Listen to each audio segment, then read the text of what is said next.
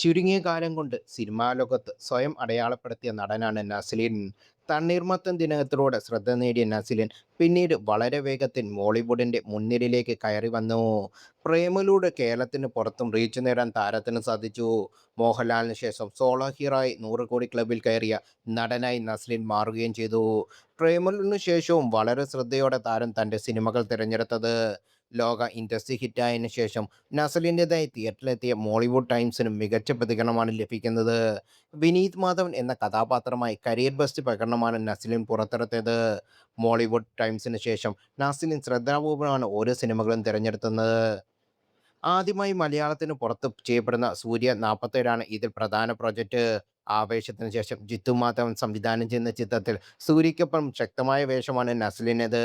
ഇതുവരെ ചെയ്യാത്ത തരത്തിൽ ക്രോസ് ആയിട്ടാണ് വേഷമാകും ഇതെന്നാണ് അടുത്ത വൃത്തങ്ങൾ റിപ്പോർട്ട് ചെയ്യുന്നത്.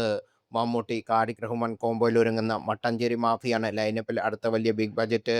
അനൗൺസ്മെന്റ് ഹൈപ്പിനിടെ കൊടുമുടിയിൽ കയറിയ മട്ടാഞ്ചേരി മാഫിയിൽ ആസിഫ് അലിയും പ്രധാന വേഷത്തിൽ എത്തുന്നുണ്ട്. ഈ വർഷം ഒക്ടോബറിൽ ചിത്രത്തിന്റെ ഷൂട്ടിംഗ് ആരംഭിക്കുന്നു എന്ന് കരുതുന്നു. അമൽധീരന്റെ ബാച്ചിലർ പാർട്ടി 2വിലും നസ്ലിന്റെ സാന്നിധ്യമുണ്ട്. നസ്ലിന് പുറമെ സൗബിൻ ഷാഹിർ, ഷറഫുദ്ദീൻ, ചന്തു സലീം കുമാർ, സജിൻ ഗോപു എന്നിവരും ചിത്രത്തിന്റെ ഭാഗമാണ്.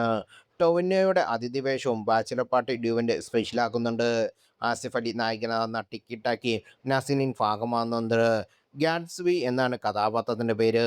സോളോ ഹീറോയെ കഴിവ് തെളിയിച്ച നസ്ലിൻ ഇനി വരുന്ന വമ്പൻ സിനിമയുടെ ഭാഗമാകുന്നത് സ്റ്റാർഡത്തിന് ഗുണം ചെയ്യുമെന്നാണ് സിനിമാ പേജുകൾ അഭിപ്രായപ്പെടുന്നത്.